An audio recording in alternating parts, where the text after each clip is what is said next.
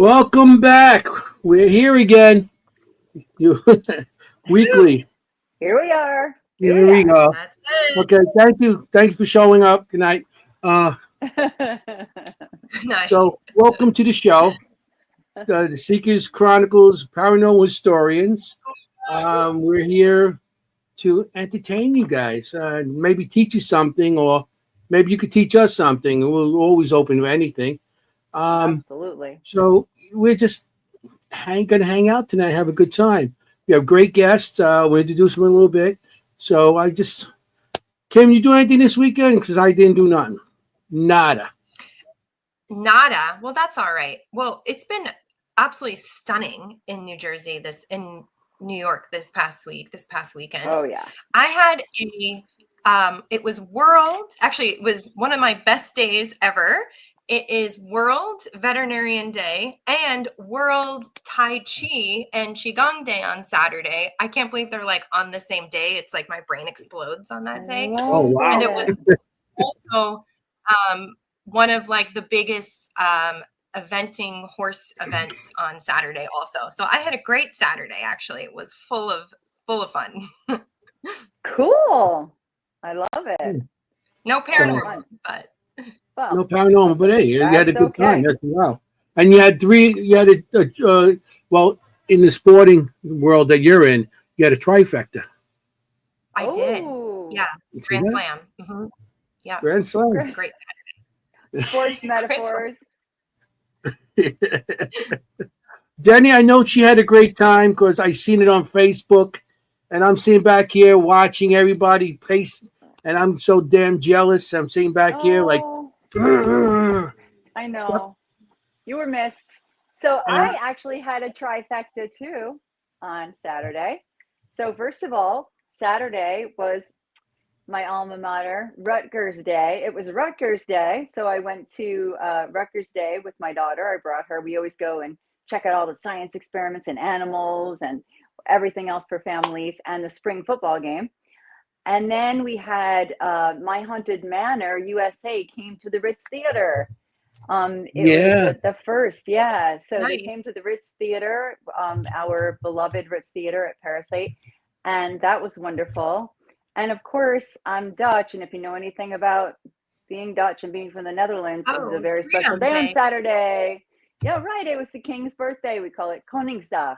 So big, everybody wearing orange, going crazy, partying. So trifecta for me too.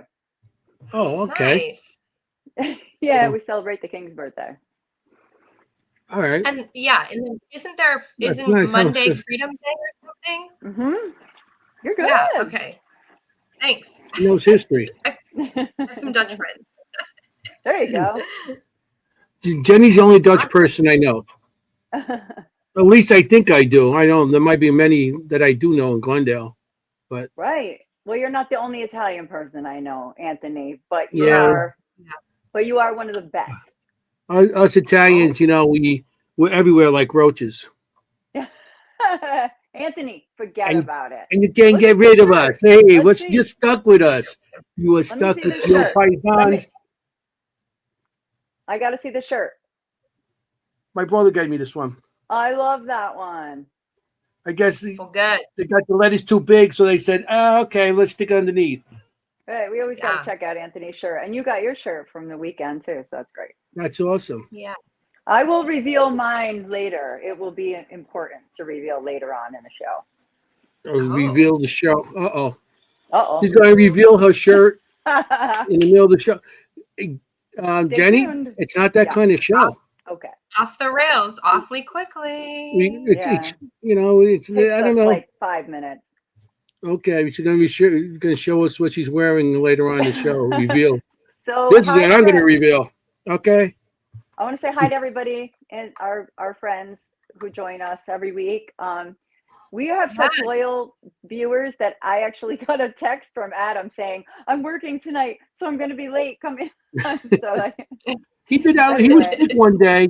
He's He's supposed so to give us great. doctor notes. He can't. He has to be in the audience. we Anyway, can't go on without Adam. hi Coco's, hi Melissa. Who else is here with us? Welcome. A bunch of people. Yeah, it's going to be a good night. So Yeah. Yeah, I'm Um, excited. Who do we got tonight?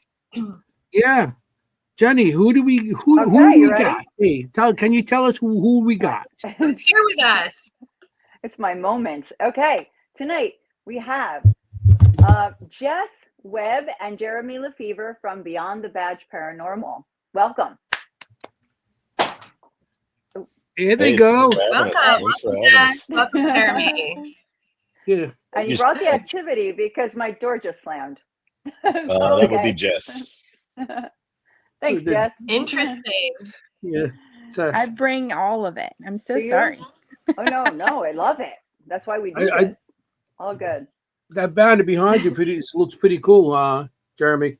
Hey, thank you. That's Yeah. our it's like our little badge there. We got some hashtags and somehow it's in reverse right now. So if you try to read that, it's gonna really probably annoy you. Well, But it You can says go to the bottom content if you want to reverse it around. But it looks we can read is it. fine. We'll just roll No, with I- it, you know. I We agree. can read it. We roll with it. It's got content for a cause and hashtag you matter on this side over here, and then Beyond the Badge Paranormals at the bottom. You can't really see it because I had to put the whole badge in there, but yeah, that's sort of like our motto, you know. So I love it. I don't know if I yeah, have that on Do thing you? here. I can send it to you. I was gonna I say, seen it. I did guys- have it. Matter of fact, I think I put it on the poster of Yeah, your You did. So I do have Absolutely. it somewhere. Yeah, and Yeah, the ghost it's is wearing a pretty cool. police hat. So Yeah, that's I like that. yeah, That was and pretty it's cool. a Maltese cross for the badge. So it's kind of like incorporating a lot of stuff, you know. Yeah. Yeah, a So lot of symbolism. Well, that's what our group really is about. I mean, we have police, fire, we include nurses, dispatchers, paramedics, and EMTs. And then we have myself, I'm not a veteran, but we have veterans on our team as well. So we like to think that all of those folks are incorporated into our mission. So, well, yeah, Okay. you want to explain what the whole mission is and everything because absolutely. we have people in the audience who might not know, and they might be no worries. interested. Yeah, so we're kind of a little bit of a unique team. We're all first responders. So we started this group in the end of October 23. I'm a fireman for 20 years in the city of Newport News. Jess's husband is a Williamsburg fireman. Her and I went to EMT school way back in the day. So she's an EMT. Well, the three of us got together, started this little group. We incorporated a few other firemen here and there. And we kind of got this idea that we could take this paranormal passion that we have and turn it into a good cause as well. So we created Beyond the Badge Paranormal. And what it is all first responders. And our entire mission is to raise awareness for mental health for first responders. So, and try to break the stigma that surrounds our field or the field that first responders are in. So we created this group.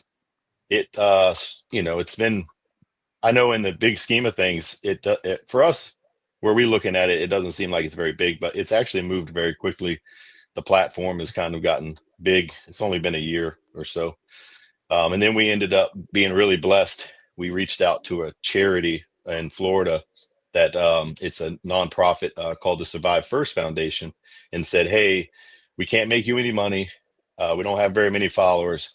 But anything we do make, we want video wise or social media, we want to take your message and put it out there. And they were very much on board with that. So we've teamed up with them. We've been really close friends with them. And that's awesome because now we have a charity partner. And then That's we right. teamed up with Trauma Behind the Badge and Chris Scallion. So now we have two charity partners that we work with very closely. So everything that we do is for a cause. We call our main motto is content for a cause. And when we make a video or put a social media post out, the whole goal for that is to build a platform to be invited to events like Enigma Cons and Gettysburg Bash and things like that, to be able to have the stage to talk about mental health. And then just to spread the message. You know, we're not looking for viral fame. We know that that's unlikely, but all we need to do is get to these events to be able to speak, because we're going to catch a first responder in the audience. Prime example, Enigma Cons, we probably came across 10 or 15 first responders that came through, Really? whether they were at a booth or were visitors, and they had this direct connection with the trauma. And we were like, holy crap, and this is going to work. Like if we go to these events, we're going to catch people, and we might be able to save somebody. So that's the group in a nutshell. You know, when I first met you guys at the Hanover Paracon, you guys, when you told me what you guys were doing, I thought it was awesome. I said, it's like we're gonna have to have you guys on. Yeah, we were excited to meet you. You know, and get the word out, because it's always good to be on Paracons, Paracon to do stuff, but also on the podcast.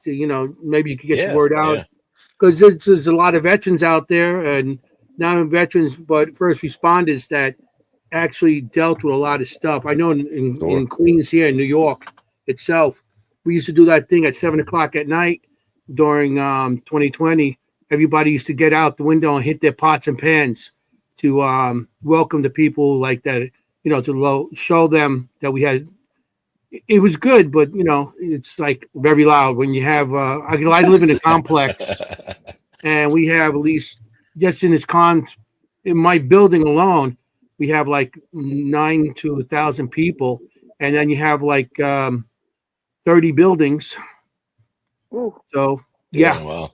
And it sounded like but it was well worth just to make the noise for a couple minutes, just to let them know that we had some support. We know we're all locked in our buildings, but at least we had some support.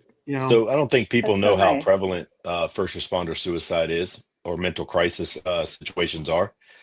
Every 3.5 days, a first responder takes their life.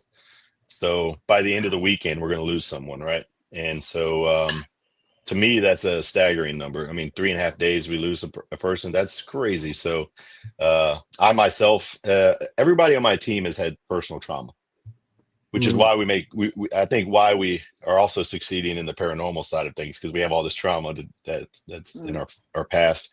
But everybody in our team has a personal trauma. And one of the things about our team is we want to be transparent about the trauma that we've had, and also show our vulnerabilities. I'm very happy to stand in front of on the stage or on the podcast and say, look, I was at a point where I was thinking about ending it all. The amount of stress from the job really put me in that situation, and I was really blessed and lucky to have resources and support that pulled me out. And now we're here, and God's given us this mission to carry on regardless of how tired we are, or if we only get 100 views on a video. It doesn't matter. He wants us to still do what we're doing. So sometimes it's weird, because we're like, I don't know if we're supposed to be here, but then we all look at each other and go, you know what, we don't care if anybody, what few people say, we're just going to do it anyway. And if they don't want to hear the message, which I will say, everyone has always been so open to hearing the message about first responder support. But in your mind, you tell yourself like, well, what if someone says, this is a waste of time? But we've had such an amazing response. If you save one life by your story, it's not a waste of anybody's time. Correct. Yeah. That's how you have one person that can open up to you guys and tell what happened to them. So it's like you guys all got together, and it's like a circle of therapy for each other. Yeah, and that's what I think is pretty cool about it. And like I said, when I heard your story, what you guys do, I thought all you need is that one person to hear your story, and that's maybe not, maybe there is something out there I could. And there's other people that are going through this too, Yeah. So, and for us, it's important, like we, people ask me everywhere we go, like, well, how in the world do you connect paranormal and mental health, or first responder mental health? And I'm always laughing. I'm like, well, it's really actually pretty simple. So for us on the team, it's art therapy. So we get to fellowship with each other, have adventures with each other. We get to do these things without the job weighing us down. One of the things that we talk about a lot in our group is after 20 years of being in chaos, you lose the feeling of like excitement about things, so you kind of get numb. But when I'm standing in the hallway of, let's say, St. Albans, and I got to walk down that hallway, all of a sudden I feel everything. Like I'm feeling all the emotions and adrenaline, but there's no weight of duty attached to that. And then what you just said, we put a video out there, and that one first responder is surfing the web because he's got nothing else going on in his life right now, he feels like, and he comes across this group of people very similar to him or her, and they're saying, hey, it's okay to not be okay, that we love you, that tomorrow needs you, stay another day. We're giving all these Yes. messages. And that guy's like, or girls like, that's the one lifeline that we threw them. And it's the hook because they might like paranormal stuff, you know? Right. And I now was we just got, thinking that. yeah, Yeah, now we like got them. it's like a spider web, really. Like, and yeah, you're by linking it with something else, you double the reach, really. Sure, Like, yeah. or And we, and then it goes, like, for example, my husband's a first responder. He has oh, no awesome. interest whatsoever in the paranormal. Zero. Those guys will tell you, zero interest. But tonight he's watching. And you know Awesome. what? Yeah. Like, and so he might tell his friends, his Yeah. coworkers, his whatever. And my father is first responder, a lifelong firefighter, and I told him to watch tonight. He might tell Yeah, his younger friends absolutely. or his friends. Well, You can't make assumptions, right? Like, my father's 82 years old and still involved in the fire department. But he has younger people who he's mentoring. Like, you can't make assumptions. Oh, he's too old. You don't need to reach him. You need to reach everybody, right? Because you sure, don't know yeah. where it's going to go. So Well, his anyway, trauma is still real. I mean, he still has the same trauma. He right, might be 80 right. years old, but what he saw in his career is not gone. It's still there Yeah, in of the box course. somewhere behind him. And if he hasn't, it could well up one day, and he might need some help. And so that's Or the whole someone he point. sees in his, Yeah. in his trouble. Yeah. And we Yeah. have a very realistic approach to this. Okay, so we know we don't have a lot of money. In our Right. videos, we have 60 videos out. There's a couple hits and most misses, right? So we don't have this grand idea that we're something extraordinary in the paranormal field. We just think like our mission is so great that it doesn't matter what we put out. I mean, we do our best, have fun. People might not like the way that we do it because I would say we're a little less serious than most because we just goof off. It's our therapy. We go out and have fun. When Of it's course. time to hold a meter and talk to a ghost, we do it. But I'm gonna tell you what happens immediately after that. If we stand there too long, someone is going to crack a joke on someone because that's just the firehouse way. That's like, Of there's no course. way for me not to talk. And if someone farts or something, there's this huge joke, and then we get all out of whack. And then so if you don't like it, I mean, you don't have to watch it. We just want people to know that hey, we're just normal people having a good time. But the mission is so grand that it doesn't really matter. The paranormal stuff is small compared to the mission. So True. Yeah. Well, the paranormal show is where you get to blow off steam also. oh yeah, You got to do what you got to do and enjoy things. And That's it's just fun, the whole you thing know? too. You can't sit back. I can't imagine what you guys experience in the field with that. But the way I look at things is that, like I said before, I know you're in the field, and during that time, a lot of stuff was going on. I know a lot of stuff was going on because I have friends that, from police officers to EMTs and fire department. So we talked, and the time that you saved that one person or helped that one person, I mean, it doesn't overrule all the bad experiences, but that's you got to focus on the good Yeah. of what you guys did and the positive, because that one person does reach out to his family and other people that would have missed that person. So you Sure. really expanding from one person, you're expanding out to more people Well, from his Right. family and everything You else. make a connection. if you Yeah. think about it like this, and I don't want to take your whole show up talking about mental health because people want to see ghost No, stuff it's too, I'm sure. But what's really interesting is we talk about a lot of times. Let's say we're able to save that one person, right, from mental health crisis with the help of our partners, so charity partners. Mhm. Well, that person might end up. That's a first responder, right? And they're going to go on a call because we were able to help them. They go on a call and save a baby, right? Yeah. And thank God they did that. Well, that baby grows up and becomes a scientist or a doctor that cures a disease. Well, we would Mhm. never know that. It's way past. That's the shade we're never sit under, right? It's Yeah. way down the path. But what we're doing now could have that ripple effect. So Yes. we actually got really lucky. We right away, like within a week of starting this whole thing, we got a phone call. I got a phone call at work from a lady who says, I'm at the end of the road, don't know what else to do. I saw something you put on social media. I need your help. And then I'm thinking, okay, wow, this just got real. I don't really know what I'm doing. So I kept her on the phone for a little while and talked to her. And she's like, I don't think I have 24 hours.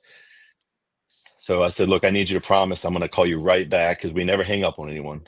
But online, when you fill out their form, it says 24 to 48 hours. Well, that's so they can process the information. Well, I felt a little nervous, so I'm like, let me call Doug Monda from Survive First directly, which I'm very blessed to have his phone number. And I called him directly on the phone and was like, "Guy, I don't know how long I got, man. I need your help." And I'm gonna tell you, that night they had a lady from Chicago, a therapist that was doing or a psychiatrist that was doing a conference.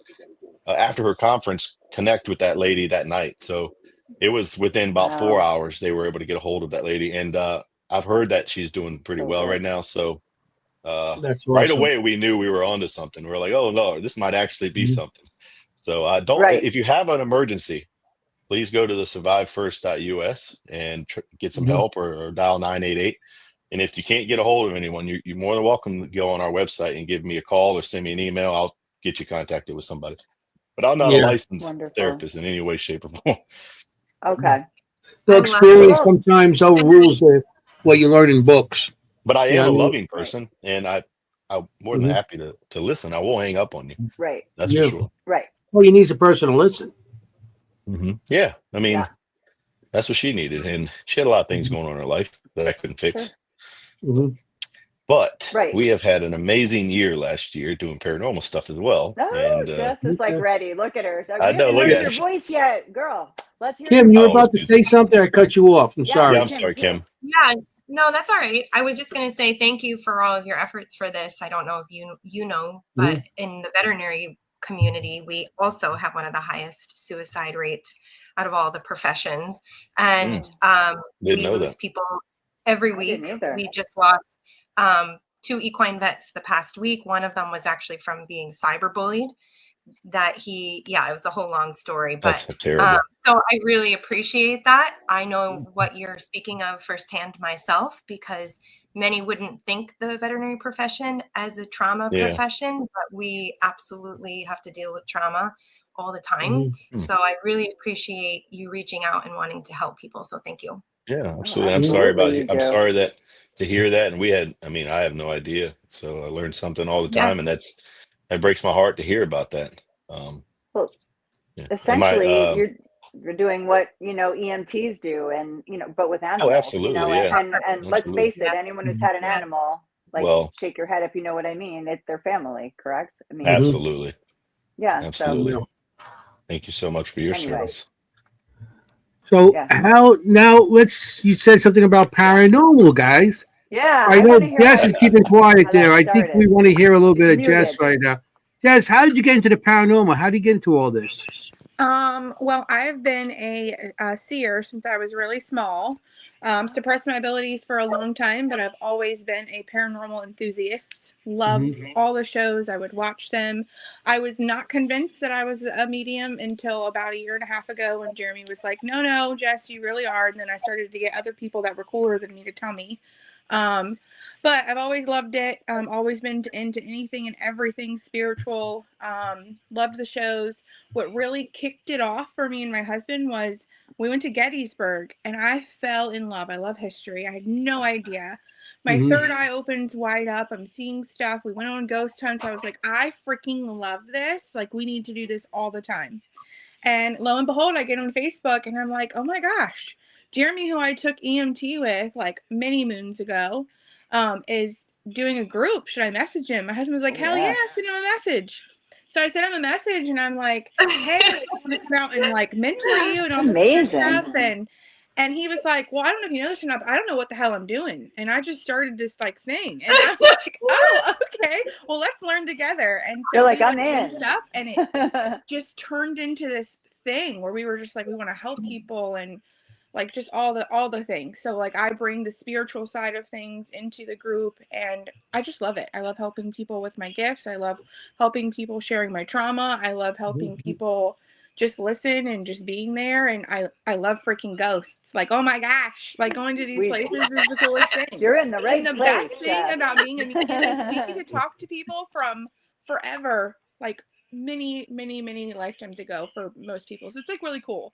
I got to see a really awesome spirit this weekend. I want to brag for a minute, Jeremy. We were at EnigmaCon and we had two people speaking, and one of them happens to work with the Warren Society.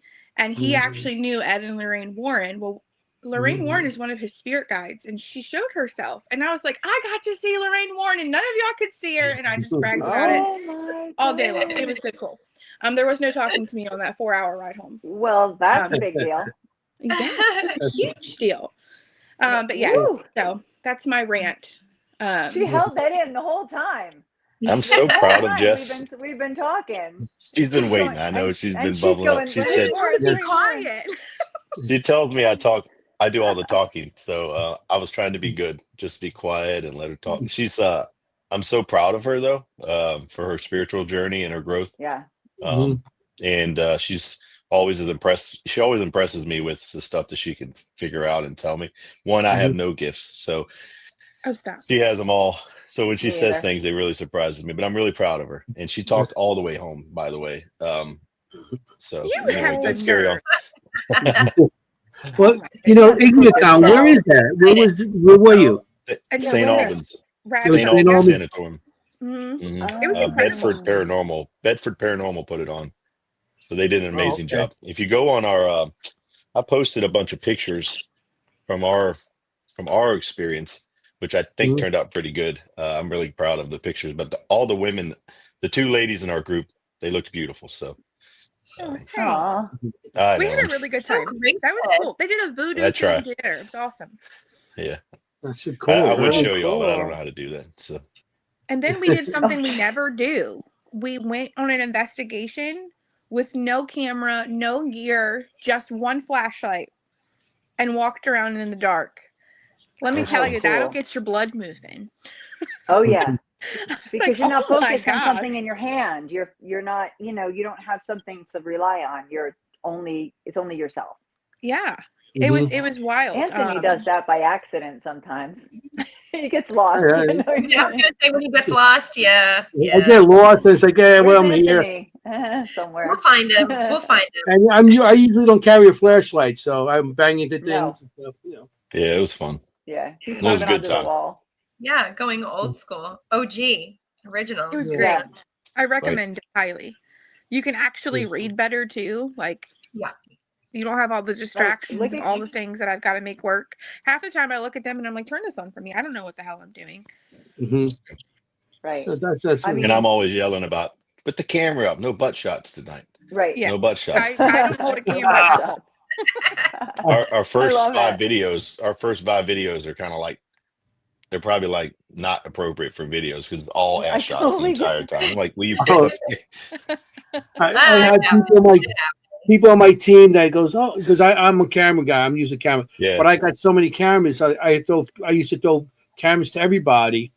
And that's all I used to get. Butts, feet, ceilings, walls. Or they'll sit it down on the ground and it'll just be looking at the ground. I'm like, you got to hold the camera up. How am I supposed to? Yeah. Or they don't flip on the night vision and I got one big black. I'm like, yeah. So that's why I stopped bringing all my cameras, because then there's also that review you have to go through watching a black screen throughout the whole thing, or somebody's butt just to hear. You know what's worse? Yeah, somebody I think Kim was trying to. Kim, I didn't want to cut you off. I was going to tell you something that's worse than that even. No, I was just gonna say they have gimbals. They're called gimbals. Yeah. And you can put your phone on it, and then it just like no matter what you're doing, they're like still stay straight. That's what my husband uses because otherwise you can't do that in the dark. Body camera. Cameras. Body cams. And Anthony. Yeah, so and you can throw a body cam on a gimbal also. Yeah. I have a gimbal. I have one of those that's automatic that I could run with my fingers or whatever, messes with them and I could put a body cam on there. Body cams are. Jenny and I are very big with body cams now.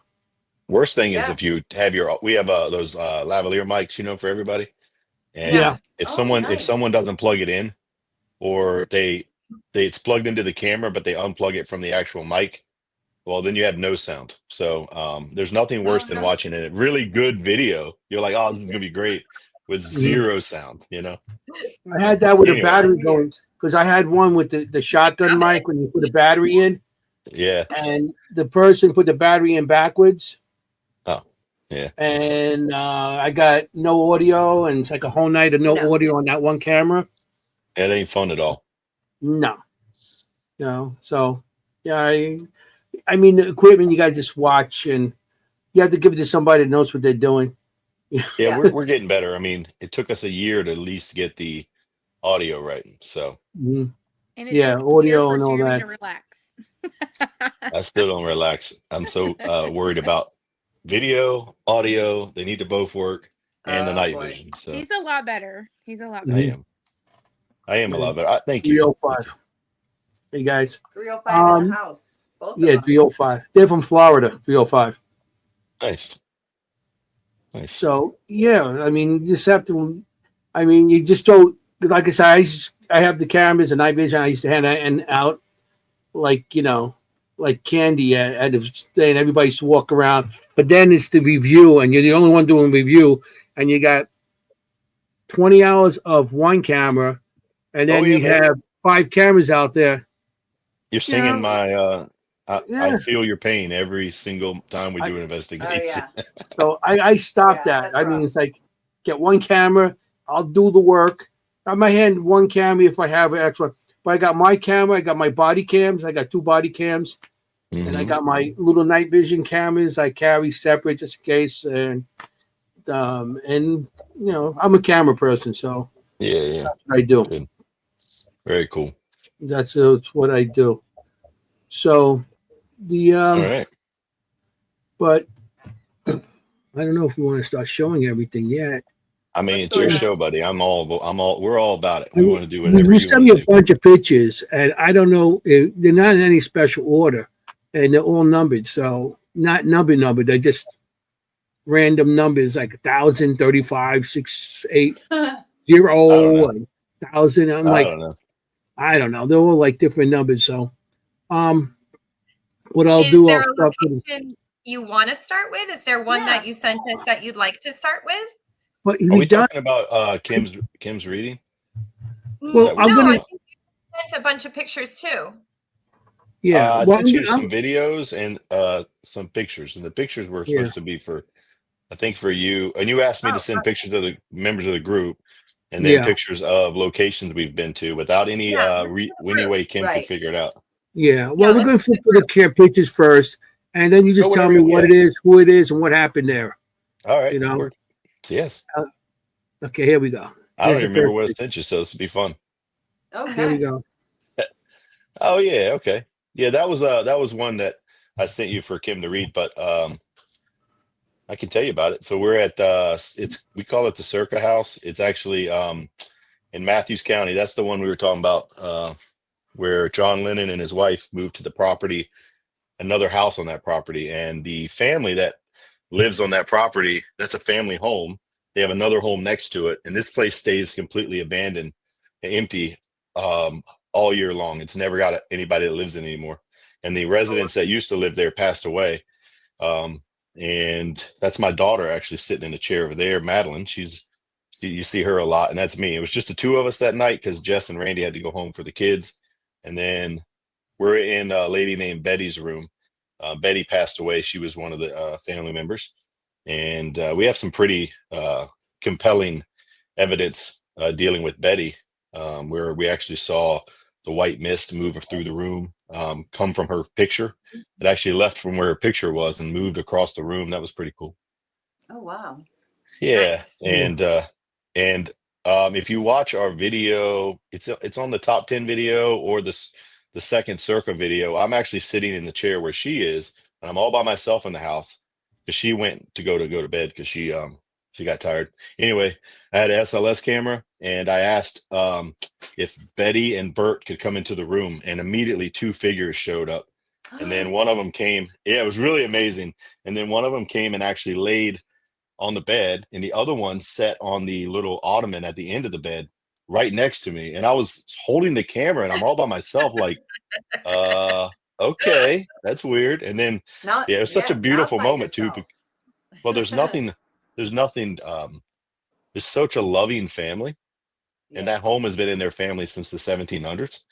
And Mhm. everybody that's ever been in that home has always been family, right? And so we initially brought in the family at the beginning of that second video. We actually said, hey, let's bring in family members and do an investigation with them so Oh, they that's can awesome. experience stuff. And we actually had a door open and the REM pods going off. And I think Wow. the family members that had passed on were having a wonderful time communicating with the family members of the present day. So Mhm. when they all Oh, yeah. left, they were very comfortable with me because I was just there with their family. So it Mhm. never stopped. I saw SLS figures all up and down the halls upstairs. I was getting the mist floating by, the REM pods. I mean, I was having all this stuff happen to me, and I was the only one in there. And I'm like, this is wild. Uh, but the entire time I was in there, it was completely beautiful. It was a beautiful feeling. No evil. Everything was happy. It was gorgeous. Mhm. I really enjoyed that experience. That's where we were. I know I There's talk a another lot, one. so I apologize. I think your daughter's in this one also. She might be. She likes to get no. That's Lisette Torres. She's a firefighter in the city of Okay. Newport News. She's quite a badass though. And we are at that's Sweet Springs again, and that's in a boiler room or like a machine room. You can see there's like a washer back there or something, Yeah, Oh, I can yeah. see the dryer washer or and something. dryers in the background. Yeah. So these two ladies, that's Jess's head right there, the back of her head. And they actually walked through this room. And if you watch, I don't know if I sent you this video because I didn't know how many videos you wanted. But as they walk through, Lisette says, um, is anybody here or what's going on? And you hear a male voice from inside the room say, talk to me. And it echoes through the room. It's actually, how like you hear a lot of EVPs and they can kind of be like, well, it could be this, it could be that. There's absolutely no doubt that this guy said, talk to me. I mean, it was really, really, really, really clear. And if you notice, she's got a nose ring. Yeah. Now, I don't really believe in the whole, I'm not a huge fan of the apps because I think they can be hit or miss. I'm not really, Mhm. I don't believe everything that happens, but we had this very random, specific thing that happened. As soon as that guy said, talk to me, they went and they stopped and the device said nose ring, like out of nowhere, which I thought was pretty compelling because I'm like, well, that's pretty random to say nose ring. So, All right. I got a question on Timing this. and relevance. yeah, go for it. Okay. I'm coming across a man on his left shoulder. And he's like very tall. Is there a guy that's actually down there that he wears like a fedora hat, but he's about 6 feet tall with a thin mustache? So there's And definitely a male figure. One, we heard a Mhm. male figure, and Yes. there's definitely a male figure down there. Yeah. Yep. You're Okay, very close to, I think you're right on what they had told us. with a thin hat and stuff. I'm gonna Yeah, I don't know if I'll get a drawing of that. yeah, I don't know if they told I, us I exactly his actually hat. saw him, so you can send me whatever you draw up, and I can tell you. There's Okay. different three different men that I came in contact just on that floor alone. But yes, and there And was a also man down there, that talked. do at they one point. hear those doors slamming on I the imagine washing they do. machines and stuff like that? No one told us that, but I mean, it's plausible, I would think. I would Okay. think so. They didn't tell us that, but I mean, I'm sure it could happen. We Yeah. didn't get a very good tour, by the way. When we showed up, nothing against them. I'm not talking bad about Sweet Springs, but when we got there, they were a little disorganized, and we were supposed to get this full walkthrough with the lady who owns it, who's psychic and has all these connections or whatever. And then she wasn't there. She sent her Oh, her like yard building maintenance guy, and he walked us through like Mach 7, and then he left. no. So It's we were funny. I like, was supposed to go okay, on an investigation there. Somebody Yeah. invited me, but it's cool. yeah. I Protect just yourself couldn't. before you go in. Though that energy is We lost. in that building is something. Yeah. Who did we lose? Yes. Oh no, I talk Jenny about moved. that in the reading of it. This is Sweet Spring, right? Yes. Yeah. Yeah. Mhm. Yes. Okay. I absolutely Very talk about heavy. that in my Yes. video. Yeah. Mhm. All right. Not for Okay. beginners. We got a couple more. Let's get these, and then we'll get to the videos. Cool. Yeah. Who's that weirdo? Oh, that's me. I don't know why I sent you so many of the Circa house. We had so many pictures to send you. I was trying to find ones that there's no way she would know. That's just me sitting by myself in the dark. above me is a picture of a really scary lady. Um, and I don't think she ever lived at the house, but they had her picture and it looked like her No, eyes no followed me. So affiliation. There's someone who looks similar to her on the second floor, but second floor, yeah. not. Yeah, not. It's not her. It's close. That's me just staring. I had a static camera video going, and that's me Mhm. just sitting in the dark, watching the REM pod go off to my right. If you were able to see, you would see all these REM pod devices going off, and me just sitting there like, "Alrighty, well, this is really happening." So, I see. I actually a woman that looks like her, sitting next to you on your left hand side. well, I'm not surprised. This is the most active night of my life, really. Uh, Wow. I stayed I stayed there quite a while. I don't think I left till like 4 in the morning, just Oh wow! because um, so much stuff was happening. I just could not leave, man. I was so excited. So That's the Yeah. coolest. Yeah, yeah, that's and Yeah. you're all by yourself too. like I don't want to go. Yeah. Like it's Mhm. just fun. I That's feel what like she's looking. you're by yourself a lot when a lot happens. Uh, well, I tend to draw stuff towards me because I Right. usually, yeah. I don't have his psychic abilities or anything, but I feel like they definitely come talk to me. They probably feel bad for me. For some reason, No, those I think pictures are it's starting like to in open up. life. I think, So, I think he's wherever you are. empathic and he doesn't pay attention to it. Mm. Oh, okay. I was gonna ask what your theory was. Yeah, I feel Did like you know he's. him? I think he's an empath. I think we have several empaths and sensitives in our group. I don't know Oh. if it just comes with our calling or what, but well, Well, maybe that's that's why you good. got the group together. You started because empath. Maybe. Yeah. Yeah, it could be a That's good Don't a good ask thing. me, point, man. Don't ask Um, me. I'm too distracted all the time, so I wouldn't notice anyway. you, you're not gonna label yourself. No, I don't want to label Exactly. myself right now, guys. What's the Yeah, question? here's another picture. Somebody. Oh, It's in black and white. Somebody sitting at a table here. let's check it out. That's you. Oh, what a handsome guy, man! I tell you what. Look at that this guy. Look tell at you. him. now this was my favorite place. Yeah, this is Bedford. In Bedford, this is the Avenel House. Um, Okay. it's such a beautiful place. It's right in the historic Bedford, and we were so lucky because when we first got there, we were only supposed to do like half a night. We're supposed to be out of there by midnight. And when we first got there, Jess, myself, and her husband started talking with the lady who runs it, and she fell in love with us and said, "You know what? Just stay all night and just leave in the morning. I'll leave you keys. Don't worry about it. Just lock up, blah blah blah, and Mhm. then you can have it the whole second day as well." So we ended up having 2 full days there, and um, we somehow connected with the residents of the Avenel house. Not only did we research and knew every aspect of everything that ever happened there, which is the first time we've ever done that. I hate to say, but we really focused on this place. And then when we were communicating with them, we really wanted them to understand that we loved their story and that we appreciated them. And then for whatever reason, I mean, they really have found us quite interesting, and we had a lot of experiences while we were there, and it's really amazing. It was really a beautiful experience. So, Yeah, but that's me sitting on the second floor uh, with my mouth open, which is typical. Mhm. How I normally sit. Now, I don't. Did you guys ever see where you're based out of? Because you say historic Bedford, and all I can think of is Bedford, Massachusetts.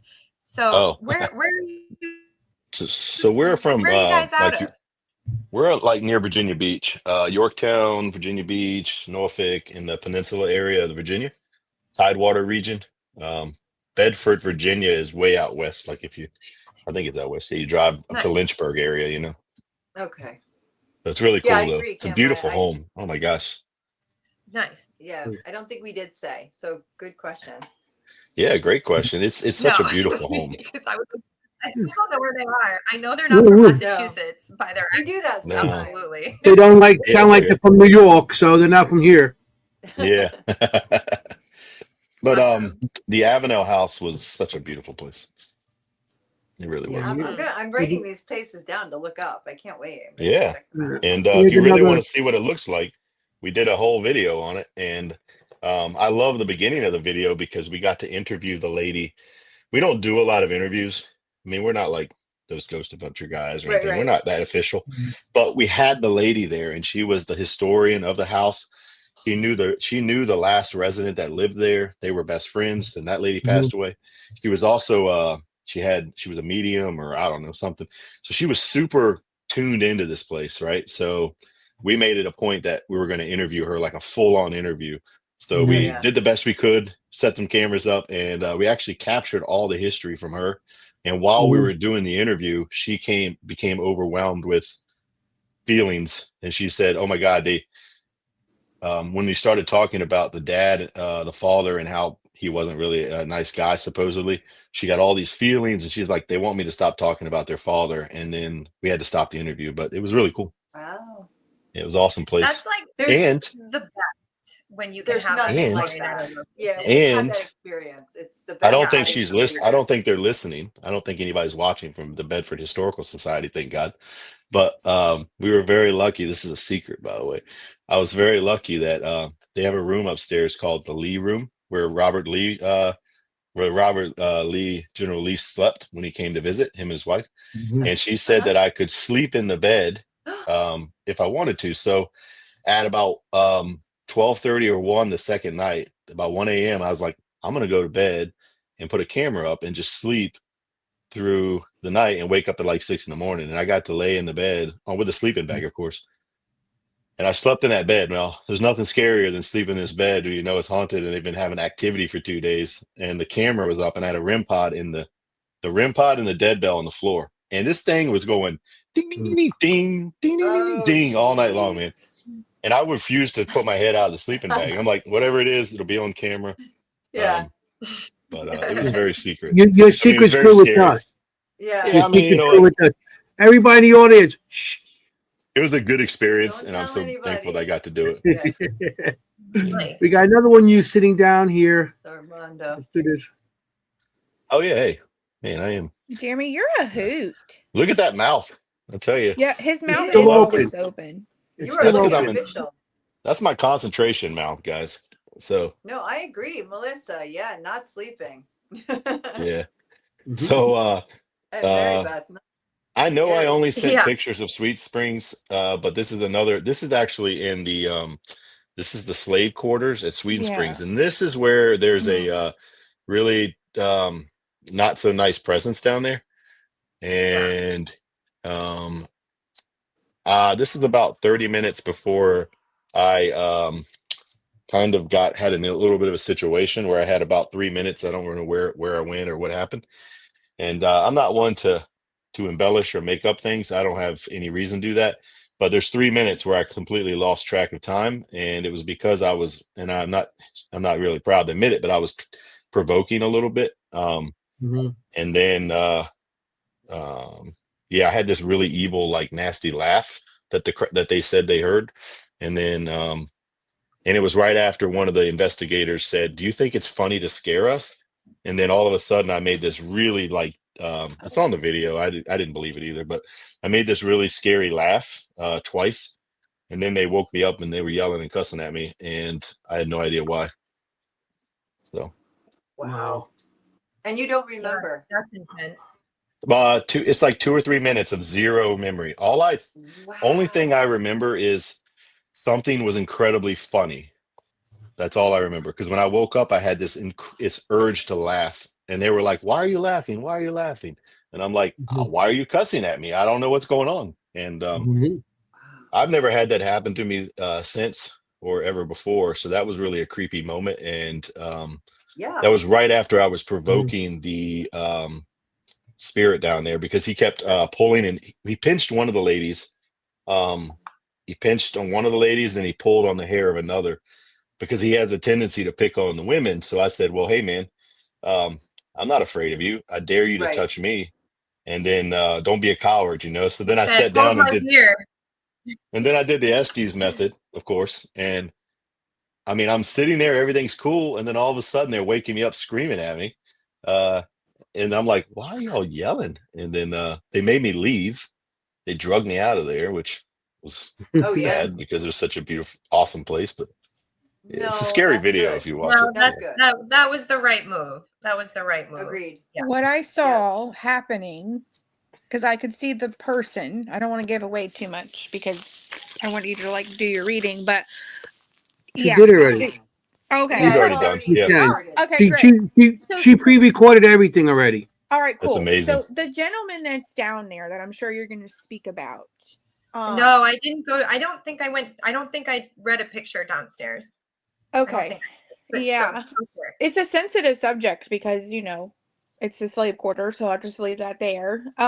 But the gentleman down there is very angry and Yeah. he does not like women down there. He doesn't like anybody down there, to be honest. He just wants to be left the hell alone.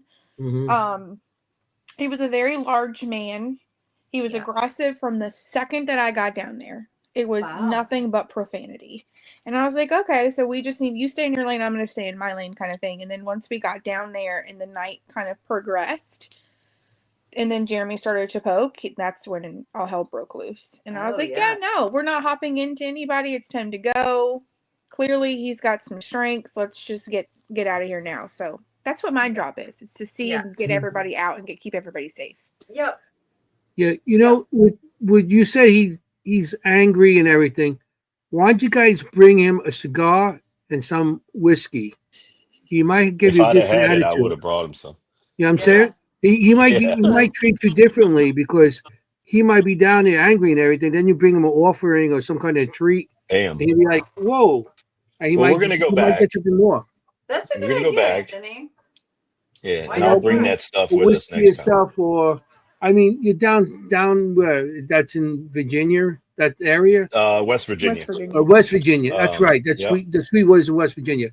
I mean, It's amazing though. I mean, I'm gonna tell you, it's a whiskey or scotch, gorgeous something. complex. It's a gorgeous complex, man. It's massive. It's huge. You got these big, beautiful columns in the front. I mean, it's Mhm. so gorgeous. I mean, it's an amazing place. Wow. And Yeah. it's very, very haunted. I So wish I could have got there. well, I'm gonna go back. We as a team are going back because we have some unfinished investigating to do. Mhm. One of the videos that I Fair sent enough. you was me in the place doing a solo, and it's like and this is just a short part of that whole episode, that whole part of the episode, but I spend like 45 minutes down there, and it's continuous footsteps and bangings and things moving, and Really? Yeah. it's Play one of the that. most.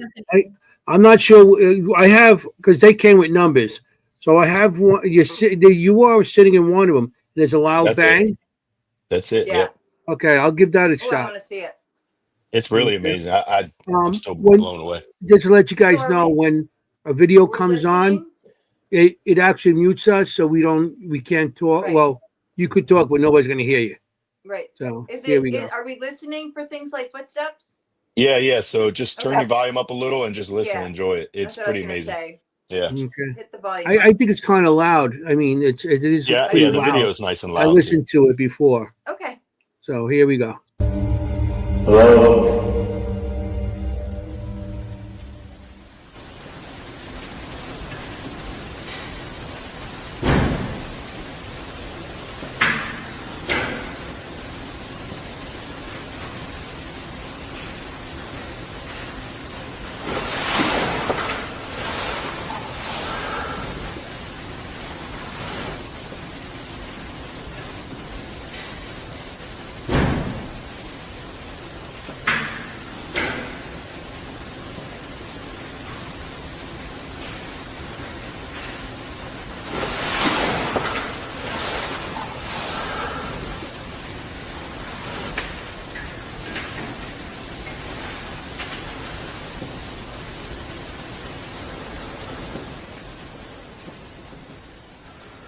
It's absolutely terrifying right now.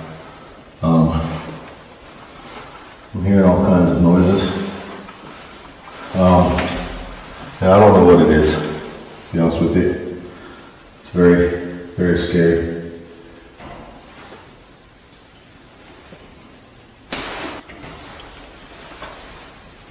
I'm hearing noises everywhere.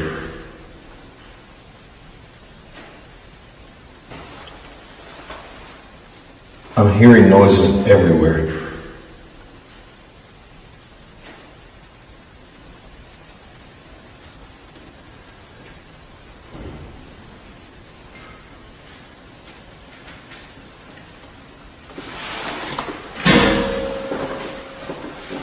This is absolutely crazy. I'm the only one down here right now.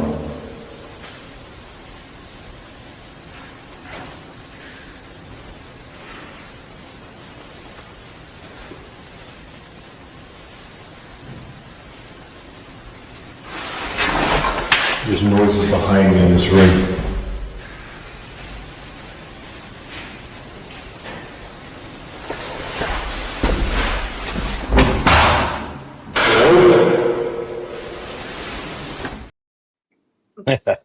That's so kidding? cool. That Are was you the kidding best. me? That Yeah. was awesome. Wow. Yeah, That is awesome because it sounds like it's something's going to be right there.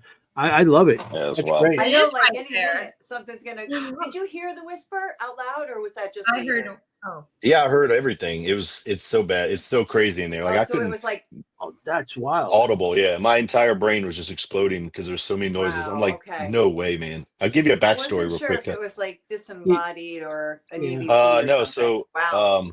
now this is a giant complex, right? And I told the group I'm going on a solo. So they were the entire other wing of this place. So I knew they wouldn't be anywhere near us.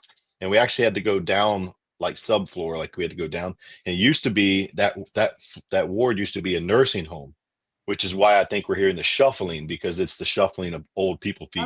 Oh, Mhm. And I had seen that hallway on another video where these two gentlemen sat there and they could hear like I even saw that same chair because I knew this is where it was, and it was like it sounded like when I was down there that there's 20 rooms, on this hallway that go down, and it sounded like there's people in each room. It was just inside those rooms there were just those bangs, and I'm like, what? Mhm. And then it almost did a loop because after maybe a minute, the footsteps started again. Then there was the bang, and right. it was like almost like it was looping itself. yeah. And I Yeah. noticed that. yeah, and That's I couldn't really run either because I didn't know where I was, and I had no radio. So, um, There's no running. There's It's- no radio. Yeah. What I think would happen there was that you went to like a time loop and you were yeah, sitting, maybe. the place came alive like it was normally the way it was back when it was active, when they had patients and stuff.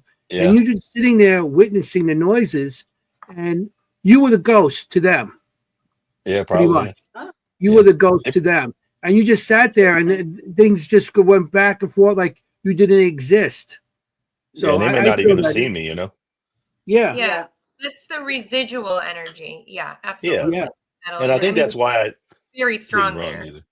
And I didn't really run because one, I didn't want to lose the opportunity to catch something on film. Because one of my pet peeves is Jess will tell you, she's probably laughing. My pet peeve is when you see these shows and they say they caught something really amazing, but you never see it because they're too busy running and screaming away. And I'm like, you knew you were Right. going in here to do this. Like, this is the whole plan. Exactly. It's like if I go into a burning building with a fire hose and I find a fire, but I don't put it out, I just run out. Like, what's the Right. point of bringing the hose in if you're not going to put the You're like, fire out, right? I So, know Right. you're like, wait, there was a fire in there. yeah, sit Yeah, still that's for a minute the idea. and shut up so we can hear. Exactly. Like, don't talk. That's it. So that's why I was very not and say much because I wanted to hear the footsteps and yeah, I'm That so was lucky. You're an one of the amazing few video. investigators that I actually spoke to and stuff that actually investigates just like I do. Just sit there, shut up, throw the Sit and shut camera on. And it's Yeah. very rare that people do that nowadays. Everybody wants to get the right footage and everybody wants to get the hell out. You're there. Yeah. You're the first. Yeah, I you'll was never always the see first and the our last group out. run. Yeah, we'll Yeah. never Yeah. run. That's our motto. We don't. Unless there's That's a one of our bat. things. I run for Oh, bat. Sorry, yeah. I'm Sorry running. about that. Yeah. I totally yeah. left him behind. It was just him and I, and there was a bat, and I was gone. Yeah. So, Fair. so I saw 305 say they're going to the noise. So, what you didn't see right at the end of that clip, there's probably another 10 minutes of this. I actually get up. If you look in the video, you can watch it a little more. I get up and I start going down and checking because I'm like, all right, let me just check. So I walk all the way down the end of the hall. It's a dead end, right? There's no way down there. Then I start checking rooms. And I'm like, well, there's got to be something here. And it was absolutely nothing, which made it more scary. And I'm like, oh, geez, man. And then I was like, well, I have no way to call my friends and go, hey, I need help. So just hope for the best. And Oh my gosh, first responders, you need walkies. What are you thinking? Well, we normally do. Okay. But we had You, come you up with don't have plans of you don't have yeah. two tin cans with a string to it, do you? No. No, okay. Yeah. It makes it a little You, scarier No. too when you don't have a radio, No, you I'm know. just you Try to sent teasing you you, but sent me some pictures of hallways. I'm not sure if this is it. I'm going to I show like of the what you hallways. just did. oh, so do Is that it? I. So do That's I, dear. Waverly. No, I think That's a it's no, different I one. Okay. think it's the other one, How Anthony. It's about the this other one? hallway. Yeah, that's Sweet Springs there. Yep. That's where Yeah. you were. So That's where it just happened. Nope. That's a whole different hallway.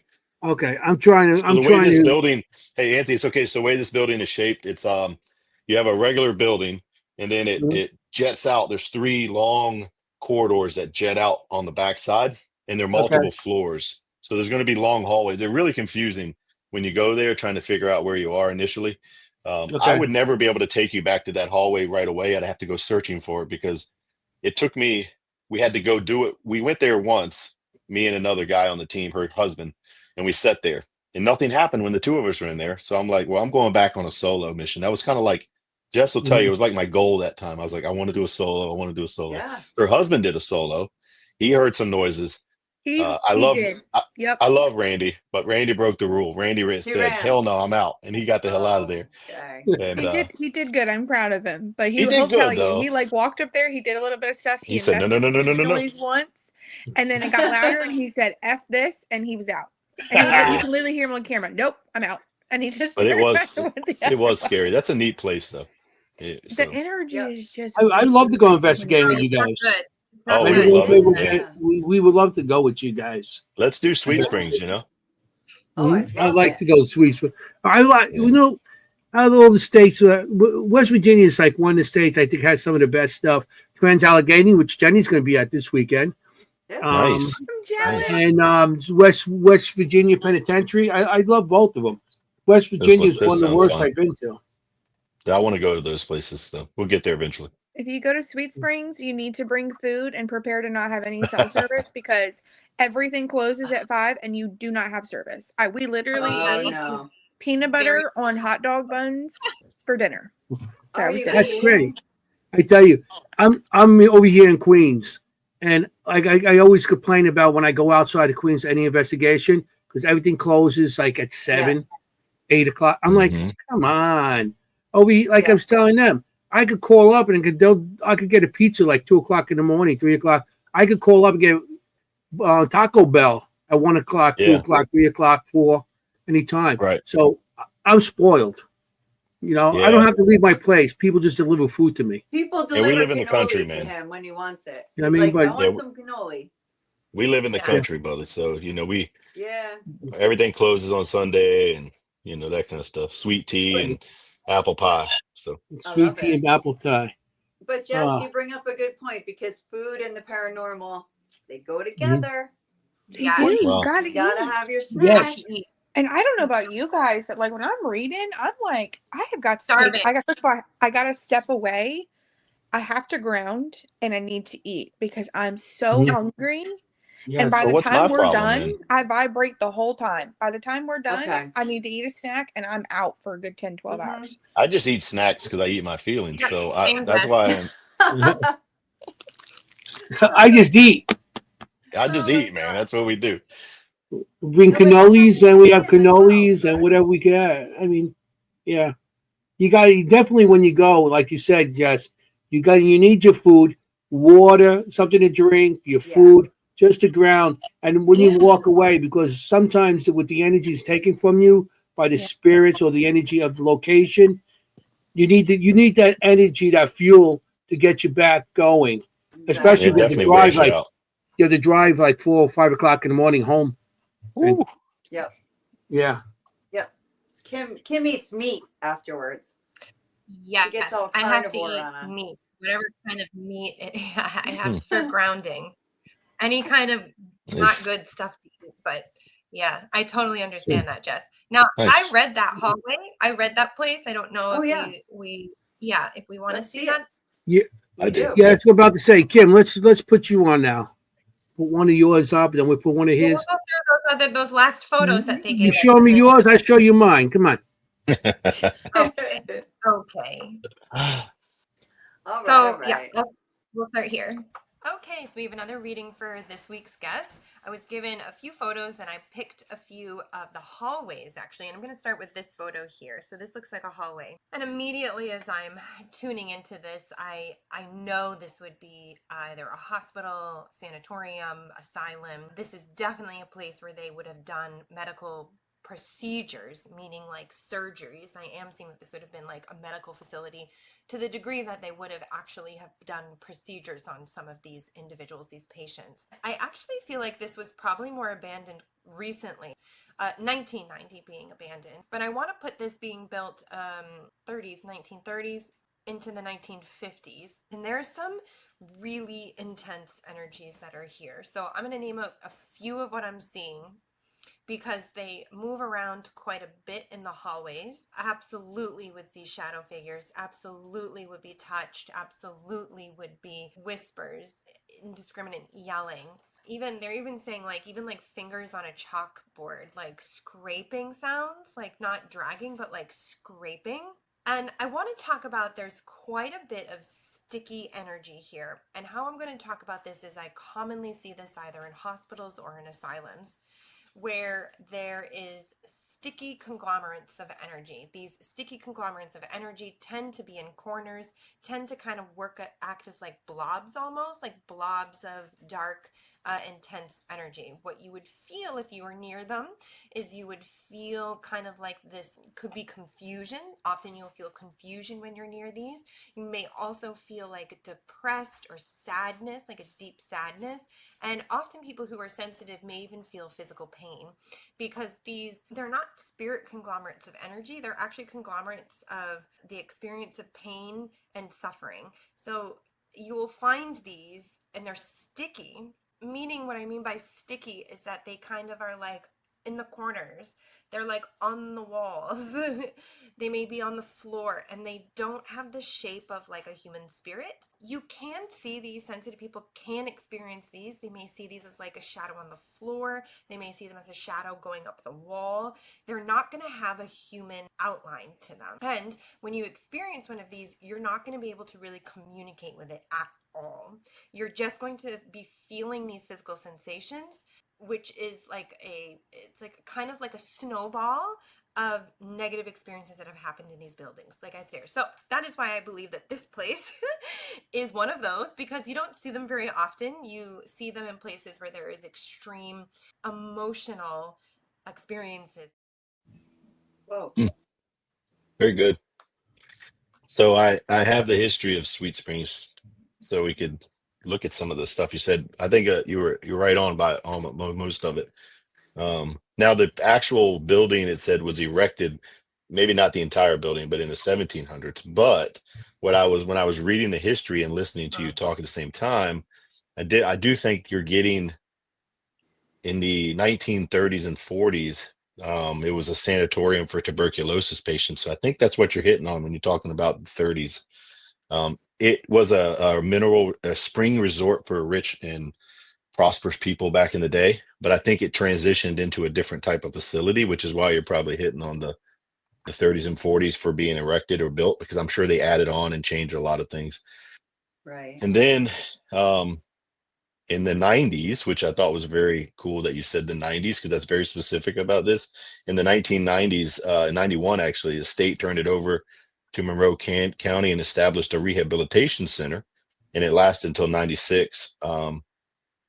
And then it was sold, and in 2005 it was sold again, and then bought in 2015. So your dates are right on. I mean, when you said the 90s, it really hit me. I was like, whoa, that's kind of crazy, because in the 90s it turned into a rehabilitation center. But before that, you talked about procedures. We all know during the tuberculosis outbreaks back in those 30s and 40s and stuff, that they did all kinds of gnarly procedures on people, not all good ones either. So Mhm. it's very similar to Waverly Hills. They did some things that experimental. So I think that's what you're getting from the surgeries.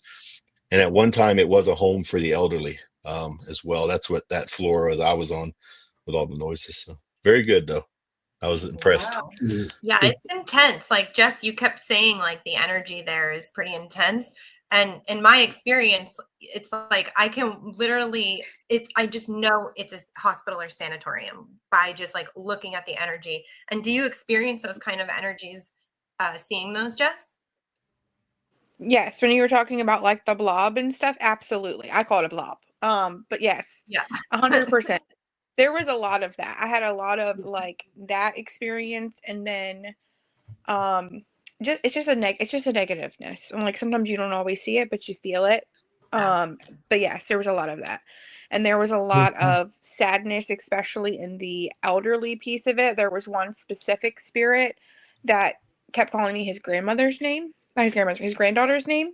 And I don't know that he understood. I think he maybe was a dementia patient or something, and I don't think he understood that he had passed on, and I was not her. So that was kind of like a sad moment there. But yeah, a lot of so many emotions in just one small building. There's residual. There's things that people bring there because we have so many paranormal investigators that like investigate, and they bring their energy in there, and it just sticks in there. Yeah. I love that you bring that up. We often don't talk about our energy that we bring into these places over and over. 100%. I love that you said that. Kim, I thought of a puddle, like a paranormal puddle, when you describe these things. Yeah, sometimes they can look like that. Yeah. And they'll be like, sometimes when people take pictures and they'll see like these dark figures in a corner, but like they're not the shape of a human. They're just like kind of wispy and coming down the wall, like a dark thing. You think like it's like shadowing out, but you can't figure out what that is. Yeah. Now I saw a full-fledged shadow mist thing move when I was there as they were dragging me out of the facility, and forcing me into the trunk or the back seat. Sorry. They were forcing me into the back seat. Time out. I was resisting arrest, and as I looked over to the columns where we were in the slave quarters are below, and the rest of it's above, and there's this giant porch. Well, the lights are on from the slave quarters area. Well, I could see where the lights were on, and then I saw in this black shadowy mist figure, super fast, like dart between the underneath. And at that point, I'm screaming at them like, "We have to go towards that." And they're like, "Hell no, man." And then I watched it dart back, and it was like so fast, but it was absolutely something moved, and it wasn't an animal; it was human size, and it went like that. And I'm like, and I'm freaking out, and I was ready to go straight back to wherever that was, because I was like, dude, if we catch that on camera, that would be gold. I mean, that's like what we need. And I got drug into the car and hauled away. Safety first. Safety first. That's enough for tonight, Jeremy. That's enough. You got time out. I really did. It happens. You have two more videos here. I got one more. Yeah, let's do it. Child's voice and one scream. Which one this you is want? a good one. Yeah. Which one? The child? They're both amazing. So do the child first. And this is awesome. And then we get to all Kim stuff because Kim has 3 more. I'm excited about that. Yeah. Oh yeah, me too. The team set up 4 static cameras on the 2nd floor.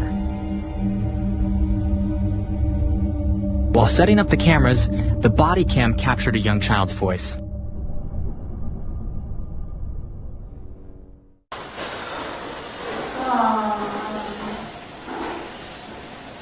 My first interaction with him was there, but we've had interactions in both rooms. Did you catch that? Is that little Mary telling us it's me? There were no children in the house during the investigation. Listen one more time.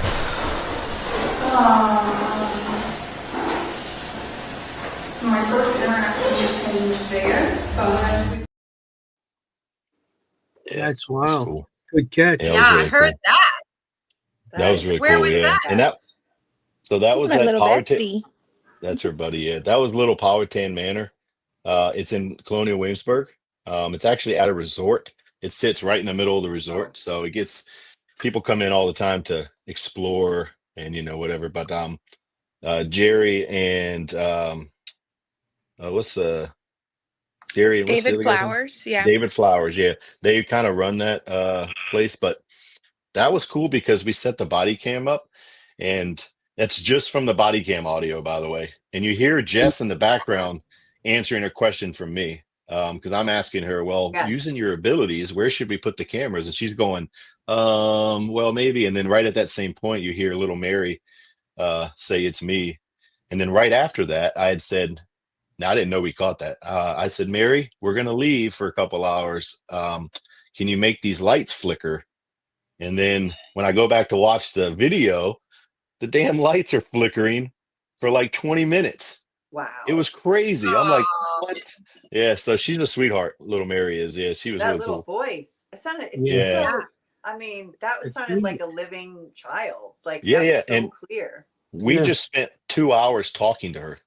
And so what we did is we went in a room and we had an EMF detector on the table and we had a REM pod at the door. And we were talking to her like parents would talk to a child. So we're like, look, Smart. we understand you might be afraid of these noises. So why don't you, and I reached my hand out and said, walk with me over here to this REM pod and we are going to experience it together so you can tell it's not scary. And then I walked her around the room a little. Jess was my guide, she's like, yeah, she's really interested in, she's comfortable with you. So I was trying to be like the dad, like hold my hand and walk with me. And I don't know if she was holding my hand or not, but she obviously liked us enough because she said, when we were trying to put our cameras places, I think she was either saying, it's me, like over here, or maybe she was maybe she saw herself in the body cam picture. I don't know how it all works. I mean, I'm no expert in any of this stuff, but Right. It's a it good was guess, a really though. cool catch. Yeah. Yeah, almost Yeah, like She's you so saw sweet. yourself in a mirror. Like, oh, Yeah, it's that's me. what I was thinking. Like, oh, it's me. It does sound like Yeah. that. Not like, hey, it's me, but it's me. Yeah, Like, she was it's super like- excited. Yeah. Yeah. Isn't that cool That though? is So that's one of my adorable. favorite catches. Yeah, that was very cool. Wow. That's Yeah. a great one. We got one more with a scream. All right, so this one is a really hard one to listen to, and I'll explain it to Okay. you after it's done. And And Okay. tell this one's- everybody, everybody in the audience is up. Raise your volumes Yeah. on Yeah. the list. you don't have, yeah, this one you'll hear pretty good though. Yeah, Right. I know I heard it pretty good. So Yeah. here we go.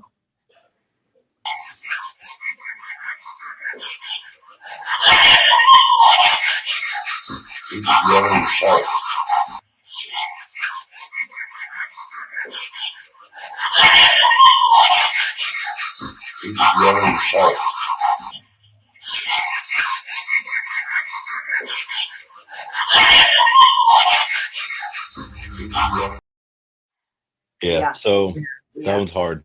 Yeah, Um, and right after you hear "Please help me," you kept on hearing "help." yeah, You yeah, can yeah. hear So you can still hear the audio saying. all we Help did me, was help, slow it down just a hair, Mhm. because it was really fast, and I just amplified the audio so you could hear it clearer. But it Mhm. blew my mind when I listened to it because I was like, "Holy crap!" And there's an entire story that goes with it. If you're not familiar with the Cabin on 360, it's a location in Rico.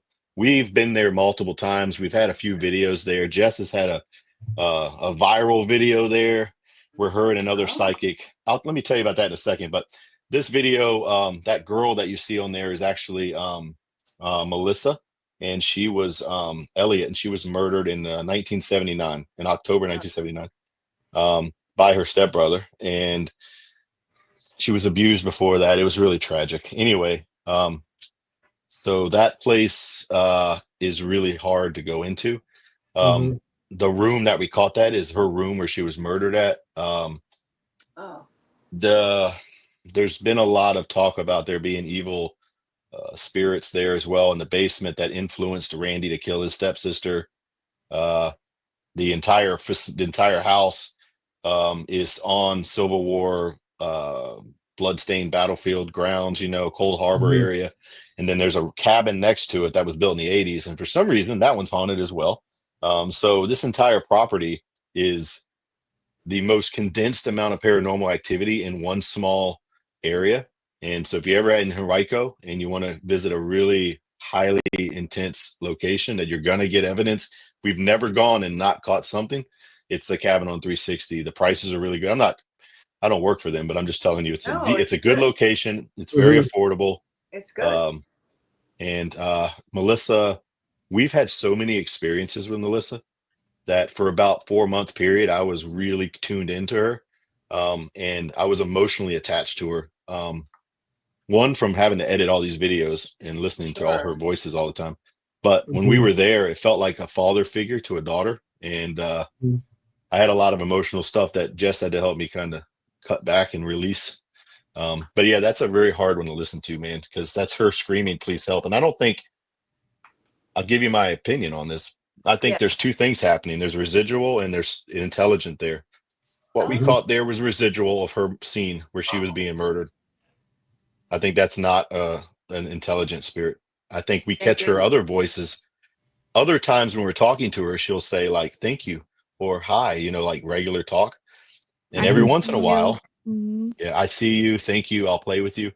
Other times we catch, please help, or she's screaming for help. So I think we're catching two different things here. She'll also play with you. So like there's a video I made where we put cat balls all over the place and we counted around the room, 1, 2, 3, 4. And I told her, hey, when we get to 5, make the cat ball go off. And she made 2 cat balls go off at the same time. Wow. She did this. So she did this a bunch of times.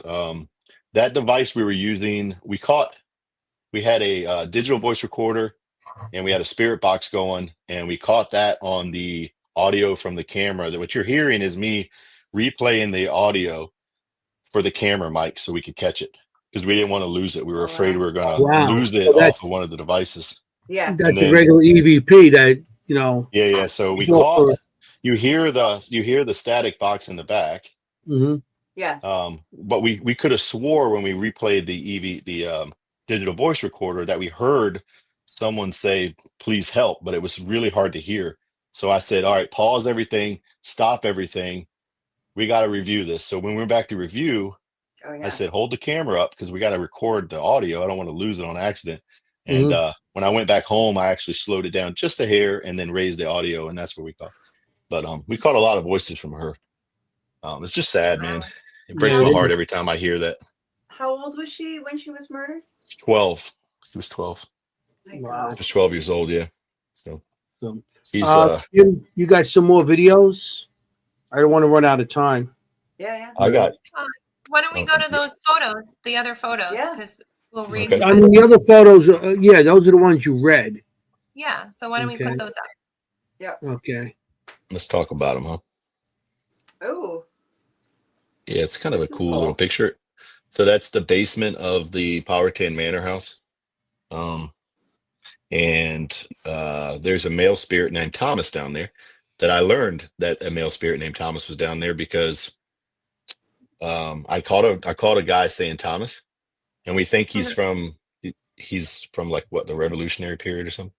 But I heard the name Thomas on the audio and I had no idea. So I went and asked the lady who runs the place, like, hey, has anybody ever caught a voice down here, without telling her the name? And she said, yeah, they always catch the name Thomas. And I'm like, oh shit, well, cool. Well, he said hi to me. So yeah, it's pretty nice. Neat. Yeah. It's a pretty cool place. Wow. Okay. Yeah. Oh, okay. So I obviously only sent you two or three places. I apologize.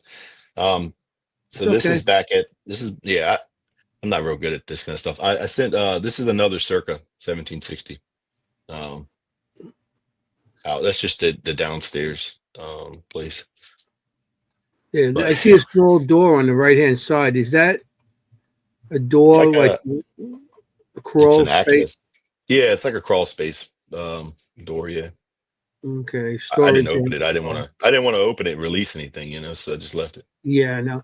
It looks like it's pretty much painted shut anyway. If you look at it, it looks like they painted it because there's no open lines there. It's like spots and everything. So it looks like that house stays abandoned all year. I mean, it's always no one's ever in there. So when you break the seal of the front door, you get the smell of like old, and you get the feelings of like like, what are you doing here? Like, yeah.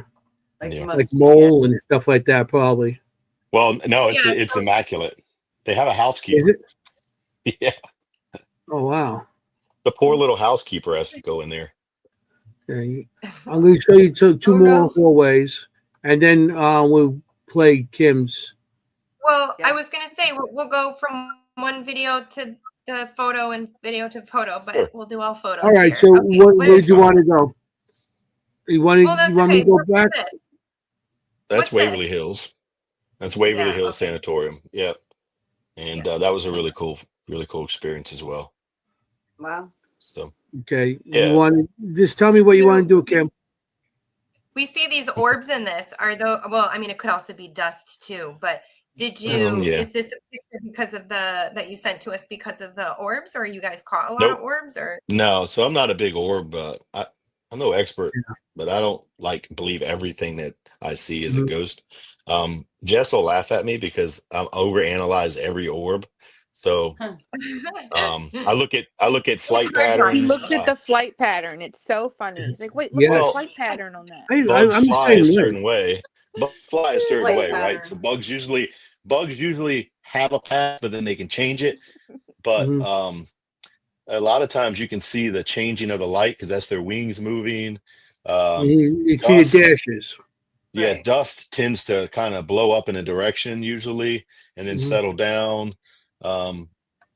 An orb, it's really hard for me to say something's an orb. Now, if I'm sitting completely still and no one's moving for 45 minutes and all of a sudden I see this ball of whatever move from the wall across the room and through the other wall, I'm more likely to believe that's energy versus a bug or dust. But for me, they just walk through there. You see the people back there.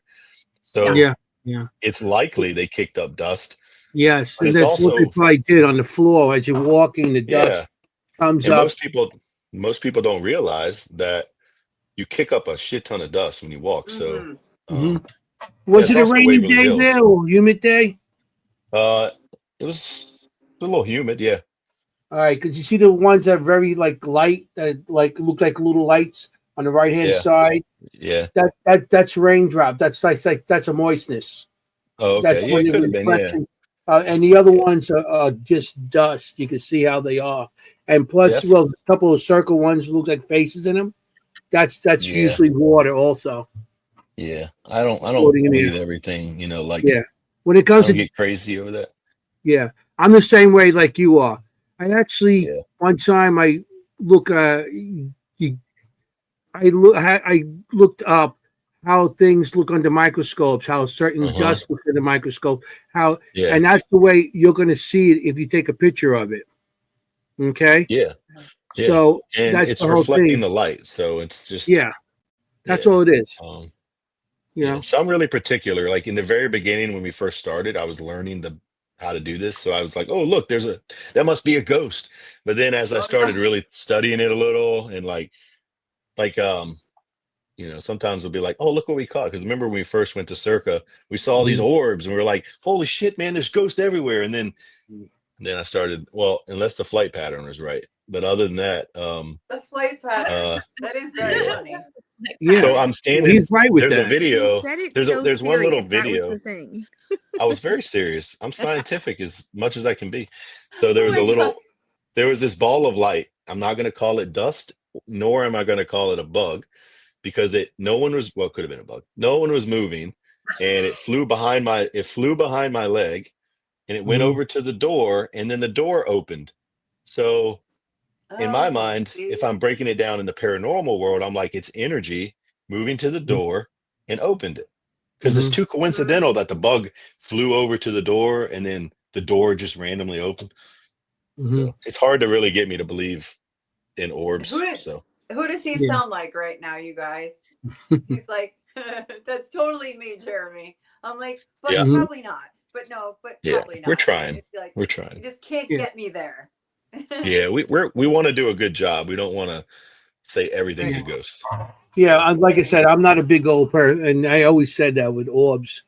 I have to, look at it, and you're definitely right with the flight pad. All you need is a little breeze, somebody walking to do it, air conditioning, if there's a fan on or something, anything where there's like a location like that, you might have a breeze from somewhere that you don't see, and you might not feel it because it might be that light, but dust could get picked up. Anthony, I'll tell you, one of the reasons that I'm able to really distinguish between dust and bugs now is because we have 60 videos and I've done all the editing and I've watched all the videos. Mhm. And so I can look at something now in a video and I can see it out of the corner of my eye. Like I can watch a video, and if something moves out of the corner of my eye, I can catch it. Like I've caught some crazy stuff. We caught a kid run past the windowsill at Waverly, the top of the kid's head. But if you watch the actual original video, there's no way you could see that unless you are so like tuned into the video that I saw something in the corner of my right eye move, and I'm like, pause, rewind, and then literally it was while they were playing with the kids up there. You see the top of a kid's head dart past the top of the windowsill, and we caught it on video. It's a beautiful. It's amazing. Nice. Yeah. All stuff like that. You should get the video and show people how how to debunk things that everybody thinks. Some groups would say that's a ghost. Look at the head. You know what I mean? Oh no, it was a real kid though. It was. I mean, it wasn't a real kid. It was a ghost. It was a ghost. There's too many groups out there that say that's not. You know what I mean? That's the spirit, and that's how I like to show. And you can ask Kim or Jenny if I have something and I show some of my evidence. I'll say, okay, what do you guys think? Yeah, absolutely. I've been doing this for a long time also, so I could see things and other people might not see it right away or hear it too. So I know what you're talking about with that. We're still rookies, so we're just learning. So yeah, it's going on. I'm going to be 63. I've been doing this since I was 13. Oh wow! So you've been doing it my entire life. That's great. Yeah. I'm not calling you old. I'm just saying. I'll do it. Yeah, she does. I'm the fossil in the field. That's all right. I never look at orb photos. I always insist people show me a video. Yeah. I just don't think you can ever see a still or really. And I don't think you see as many orbs in regular video. I don't think you see as many orbs. The picture really does it with the flash, and because I have seen some crazy things move across a room, and I'm like, that seems a little weird. Like it keeps flying from the same direction, and the flight pattern just looks ghostly to me. So the IR light also does show the orbs also, or shows the reflection off of dust or pollen. I could go through a dozen things, rain or whatever, mist, so everything. I got one more picture to show, and then we got to hit Kim up because I don't want to somewhere else because I must have sent you the pictures of the same place. I'm so sorry. It's okay. No, we're good. We're having a good conversation. No, typically we pick one location and focus on it, so you're fine. Yeah, there's multiple, so it's great. Used to doing one. Well, we talked about it. It's Sweet Springs. It's I think it's on the 3rd floor. Okay. And that's a very spooky hallway. The nurse's station that's in the middle, right behind where this picture was taken, still has patient's medication sitting on the counter. And it's really creepy, especially at night in the dark, because you definitely hear some stuff happening. We heard a lady whisper to us. It's just super scary. I mean, it's just an eerie place. That's Sweet Springs, though. That's awesome. Yeah. All right. Now it's for Kim. If you want to take over, Kim has 3 more videos to go through that she actually did reading. The amazing Kim. Yeah, she's the fan favorite, you guys, really. Yeah. Okay. All right. Well, we'll see. But so the picture, I want to go back to one of the pictures so we can get some context of what I was reading, because I read, I'll go to this photo. So this photo I read, and I'll tell you, I didn't know that these were different locations. So kind of take what I'm saying maybe with a grain of salt. But it sounds like this is still a sanitarium, so it still fits in. And so I'm going to go to this photo, which is another hallway. Again, I'm still feeling like this is a hospital situation. This feels maybe more long-term or more like patients, like asylum patients, maybe locked down here or kept away down here. Yeah, there's just this sense of heaviness. So also in these hallways here, you would feel like somebody is watching you. You may feel like somebody is walking behind you. You may feel or hear footsteps coming up behind you. Now in this photo, I am seeing quite a bit of orbs. That could just be the degree of dust in this area, but I do feel that there is quite a bit of residual energy here. That's just kind of keeping the space really full, even though at the same time it feels absolutely abandoned, meaning alone. Everybody is alone, isolated. Family's not able to come. And it's interesting, I do feel like there is a younger spirit that wants to be made known here as well. This does feel like a younger girl. I want to put her around the age of 5 or 6.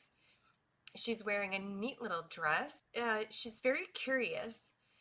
Don't know why I'm seeing her in this area. I'm not feeling like they had kids here. This would be more for adults, but that's how this spirit is presenting herself to me. I do feel like I see her with bangs. I feel like she is blonde. I may even see her with pigtails. And she does giggle, or like you might hear her giggling on EVPs or on live EVPs. And I also believe she follows people around wanting to be engaged. You're good.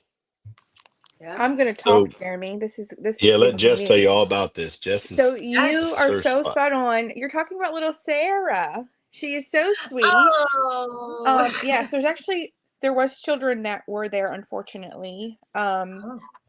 And you're spot on, like they could not be with their family. But there's 2 children spirits that are very vocal and very active there. It's going to be Daniel, who hangs out, oddly enough, in the where they kept the bodies.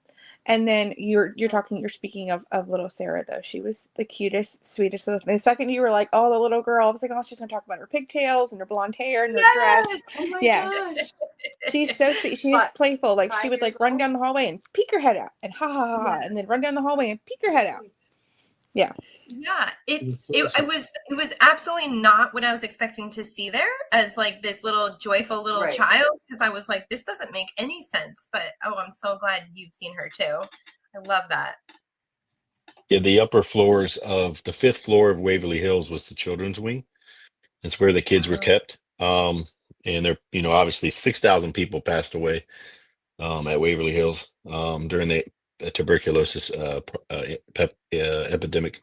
But the kids' wing was upstairs. But I think little Sarah must have roamed the halls and Oh, likes sure. Jess. So very good Nice. job, Oh, though, I'm Kim. sure. Very good. Were these tuberculosis children patients? I'm sure there were some patients there. It was pretty contagious. I'm sure I think it was there's some. patients, and then also from what I gathered just from speaking to spirit, I don't know for sure. Sorry, I pull my ears when I read. Is also they were there because both parents were being treated. Oh. Okay, because that's kind of what I was like, why are they here? It didn't make sense to me. So yeah, that could make sense if it was their parents being treated there. Interesting. Oh, love That's her. right. Oh my gosh. Okay. Yeah, you picked up on that degree of separation. Like you're like, she's there, but she's not supposed to be there. Like, maybe she was, maybe you're right. Maybe she was with her parents. Yeah. Like, Real there wasn't tragic. a direct link. Right. Fascinating. I always think it's so interesting, like what spirit chooses to be so present, out of all of the souls that have gone through locations like that. Why Sarah? Why is Sarah still so present to be experienced and read? So yeah, And I really always interesting. wonder why children are stuck, like I don't know much, but like if, I would assume that when a child passes away, they're able to go to heaven and they don't have to be stuck on earth. And I don't know why they get stuck here. I'm so confused. I guess one day I'll learn the answer to Well, that. But for now, sometimes I feel with that, they don't know where to go. They want their mommy, their daddy, or they're lost because they're children. They don't really know what to go to go to the other side. So I feel that they're kind of lost looking for their parents or their mommy or whoever they want to find. So Yeah. that's why I think children stay behind, because I know children, they're not like adults. They don't have the same sins or whatever. Our minds are why we want to stay or why we feel we can't go on or whatever. But I feel Yeah. that they're kind of lost because they don't know better. They don't have the experience. So Right. that's why I think they're behind. Fair. I mean, that's my theory. I can't say that's fact, but Well, That sounds good. you got to theorize. Yeah. No, it's a Yeah. good point, Anthony. If they had passed while their parents were being treated in the sanitarium, then they may not know where else to go and go there. But I actually personally don't believe that it's their whole soul or their whole essence that is quote unquote stuck. I do believe their soul goes on, but it's a portion of their experience that is still here for whatever reason. And it could be a reason like that, Anthony, is that they just didn't know where to go. But I don't believe their whole soul is stuck. Oh, I see. Yeah. I wonder too, like I've thought a couple times too, like I wonder if you're in an area where you've had a lot of trauma or an event that occurred or you spent a lot of time at and you passed on, I wonder if you have the ability to revisit that place, like Oh, move absolutely. back and forth. Absolutely. Absolutely. Yep. You can't go Absolutely. everywhere, but that's the place that had the most impact, positive or negative, in your life, and you're able to go back and forth. Sure. I just wonder about that too. Yeah, That's absolutely. Completely agree with that, Jeremy, is that they can a free spirit can come in and out as they please or if they want to. Yeah. Most don't want to, but some do.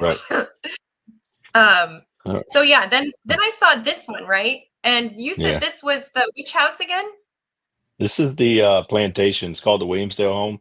It's circa 1760 plantation in Matthews County. Great. And the house has been in the family since, forever.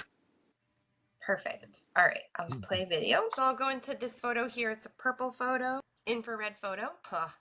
This is a really intense energy here. I do feel like this is a male.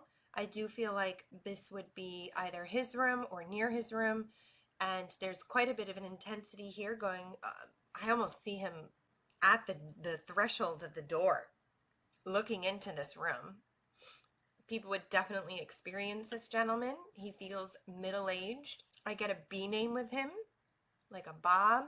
Gosh, I don't know if this door slams or he's very intense and upset. And he is very much like, what are you doing in my space, in my spot? I do believe he shows up on photos or cameras, but you would mostly feel him like as you walk through this area of just like, hold up. I'm trying to ask if he is patient, but I don't feel like he's a patient because I want to see him almost like looking into the room. And like, so I'm in the room and I'm seeing him out in the hallway looking into the room. So I don't wonder if he's a warden or he could also be a doctor, but he's not dressed like a doctor. So I feel like this might be a warden, night nurse, big man, and formidable. Oh man. So you blew me away real quick because you said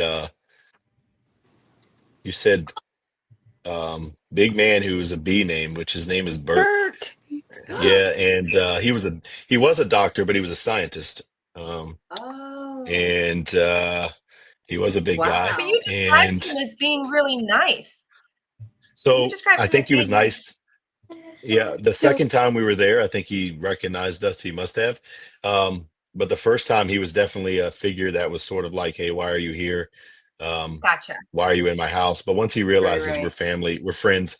Also, you said he shows up at that doorway.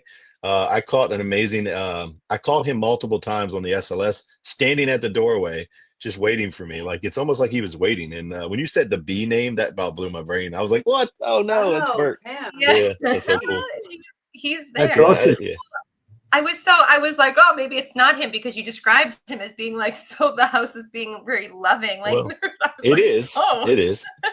He's But, harmless. He's harmless. Yeah. He's but a little bit of a grumpy man. Yeah. He's grumpy, Yeah. and his life was a little rough. He actually remember the coal miners, they get the black lung. So he was Yeah. the scientist he actually the found out about the black lung. He was the scientist that proved that black lung was a real thing. Well, the problem with that is if he would able to run with that, then they were going to the companies that make the coal companies would lose money. So he had to run for his life. He had multiple times they tried to kill him. And he actually ran to the reason he's at that house. That's his family's house, not his. He ended up living there. He was escaping the fuel companies because they were after him. They tried to do all kinds of things to assassinate him. He ran to Matthews County and he lived out the rest of his life in that plantation, hiding from the government, Canadian and American government, because of the black lung issue. So he was the scientist that helped to find that black lung was a real thing. So it's kind of a weird, cool little story too. But yeah. What a weird dynamic there. Like you did such a good thing. We're after you. Well, it was going to take money out of their pockets, Yeah. If he could prove that they're killing people, they were going to be responsible. It could have cost. It's a big story the family gives us, and we were like, wow, that's pretty epic. And that's how Bert got there. So that's awesome. Yeah, and that's interesting because that is still like very much in the lines of being a doctor. Like, why was he studying that? Interesting. Wow. Yeah. Oh, that's like one of the most American stories we can actually have, right? People trying to help people, and then like the big company being like, "No, stop." Yeah. Yeah, stop. Yeah. Very good though. You did great, Kim. No helping people. And then the last one here, there's just one more here. It's the one actually in the basement. This one here. So I'll go ahead and play that. And then I'll end with this photo here. It's a red photo. Looks like maybe we're upstairs into an attic situation.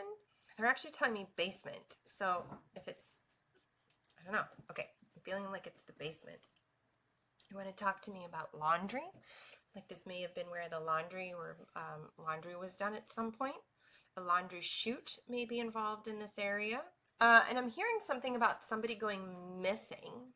Somebody going missing. Either they tried to escape or they tried to leave or went a little berserk, but they're talking about somebody going missing. And I don't know maybe if they were found in this area. So this is quite an intense place to go visit. So I would really recommend this place for those who are quite experienced with energies and quite experienced with paranormal locations. And I say that because there are quite a bit of sticky energies that would love to kind of come home with someone, love to kind of be with you. You would likely feel quite drained here if you were not really in charge or aware of your energy. So that finishes up the reading. I can't wait to hear the history here and see what this place is all about. No, you did pretty good. So that's Powhatan Manor. It's built in the 1700s, and it was down in the basement right there is where not only was it the wine cellar, but it was also where they kept the morgue during the summer because it was cool down there. So a lot of bodies were put down there. Right. I don't really know who Thomas is, or I don't know. We don't know a lot of the history. We just know that it was a wine cellar and the morgue because those kind of homes like that, that's what they use, those basements for that time period. So it's definitely heavy down there. When you're down there, the energy from that male spirit is very, very heavy. So very cool place. And it's also where we caught the little girl, Mary, yelling at us, which we really loved that too. Oh yeah. That was amazing. That was an amazing. Yeah, you had some great evidence tonight. Yeah. Those are some great Thanks. pieces of evidence. Appreciate it. Clear, loud, no doubts about them. I mean, my gosh. That's why we haven't put out a whole lot of videos this year so far, because we've been to some places, but we haven't caught anything, and we're going to put some videos out, but we don't want to dilute what we're trying to do with the paranormal videos themselves. Like, we don't want to try to make things up. So we're like, well, if we go to a location and this location relies on people seeing that there's ghosts there, we don't want to hurt their business. So if we don't catch anything, we kind of like, all right, hold off for a minute. We'll just take little clips of things that happen, but we don't want to do anything to be detrimental to someone's location, because just because we didn't catch anything doesn't mean it's not haunted. Of course. But we know that, but people that are booking it may not. They're like, oh, it doesn't look haunted at all, I'm not going to go there. So out of respect for these people, we're kind of like holding back on some of the videos we have, just because even though we had a great time, we just didn't catch the evidence yet. So we're like, well, we'll just catch it the next time, Right. Yeah, so that's what we're doing. It's nice when you can return to a location. You can be patient, like you said. You can be like, okay, what's my plan? Do you guys feel like, what's my plan for the next one, right? Sure. Yeah, absolutely. Yeah. So when we go back to Sweet Springs, we have a plan. We have other locations that we're looking to go to do. There's places all over the place we're looking to do. And we just want to make sure that we're not, you guys have been in the field, especially Anthony, for quite some time, and we don't want to do anything that would degrade that stuff that's already been done before us. Yeah. So even though we're rookies in all this, we're trying to do it smart. We're like, okay, we just left a location a couple of weeks ago. It was quite a long drive. It was a very long trip. We spent the night there, and all we got was farts and laughs. And they make a funny video, but they're not exactly a paranormal video. So we decided to hold on to that. We're just going to hold on to that till one day we want to laugh at each other, because we think it might hurt like their it's business. Blackmail for somebody. Yeah, we might want. It might hurt their business a little, and we wouldn't want to do that to somebody, right? So us putting a video out for our benefit but hurting them isn't really worth it. So we're just like, oh, we'll just hold on, and we'll put some other silly stuff out. But yeah, we're just trying to do the right thing. So we're coming down to the end here. Yeah. Sorry, I know, it's making me sad, man. Yeah, we could talk. We could talk all night. We need another hour, another 2 hours. We could. We can have to make a part two. We got so many people that want to make a part two because we couldn't get everything in 2 hours. We couldn't get it in 2 hours. But want you to start telling where people could find you, what they could do, and I'll put it in anything you want to promote for your group or anything. So I want to start with the mission first. So Beyond the Badge Paranormal, our mission is to break the stigma that surrounds first responder mental health and to try to save lives, right? So every 3.5 days we lose a guy or girl to mental health crisis, and that's sad. Our job is to try to stop at least one person from doing that. And the way we do that is we do it by providing resources and messages of love and hope, and show people that we're out there for them. So we connect with Survive First. So if you go to survivefirst.us, you can make a donation there. You can learn all about who they are. And that's really where, if you're going to make a donation, please send it that way. Survive First. Survivefirst.us, that'll get you to their website. If you want to help us achieve our mission, you can go to our social media accounts, TikTok, Instagram. I'm not good at Instagram, but we have one. Facebook, YouTube. And if you hit like and share and then subscribe on YouTube, you grow our platform. The more growth we get, the more opportunity we get to speak on podcasts, go to events. And the main goal for us is to get popular enough to where we're going to events all year talking about mental health. We think that's how we're going to have the biggest impact. Again, it's not about us having 1 million followers, but 1 million followers will allow us to get to every event. So it really does help. Right. We all have full-time jobs. We're not looking to do anything where we're going to make money off this. This is just us saying, hey, I don't want to lose a brother or sister anymore. We also have a website we created. You can go on there, see some cool stuff, see videos, see evidence videos, whatever. You also can join. We have a Heroes Club if you really want to donate to Survive First, but you also want to get some free stuff.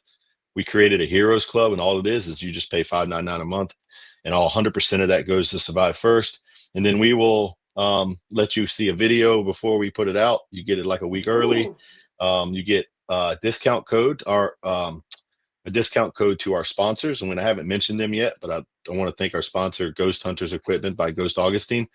They gave us a special discount code for our Hero Club members. So if you use that discount code, you get money off on your purchase. Nice. And also, if you scan the QR code on there and shop on their Paraforce line, they send us cash to send to Survive First, which is really nice. So that's awesome, really. Heroes Club, you get discounts on our merch and stuff like that. So, and we have a shop, you can buy some stuff too, and we can take that money and help us get to the next event. Those are some ways that you can make a difference for us. Really, though, the way you can really make a difference is see your local police officer, your firefighter, your crew at the store buying groceries. Walk over to them and let them know, because you don't know who needs to hear the message, but say it anyway. There's a few messages I would encourage people to say to first responders. One, thank you for your service. We should always say that anyway to veterans and first responders and people that make our lives better, even definitely veterinarians as well.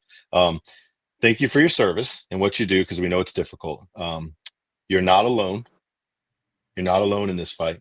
It's okay not to be okay. Tomorrow does need you, so we need you here, and stay another day. And then they might need to hear that message. So that's really important to us. And then, and then if anybody ever wants to communicate with us, you can always send us an email or a message on any of those things. And we're not big enough to not respond yet. So I respond to everything.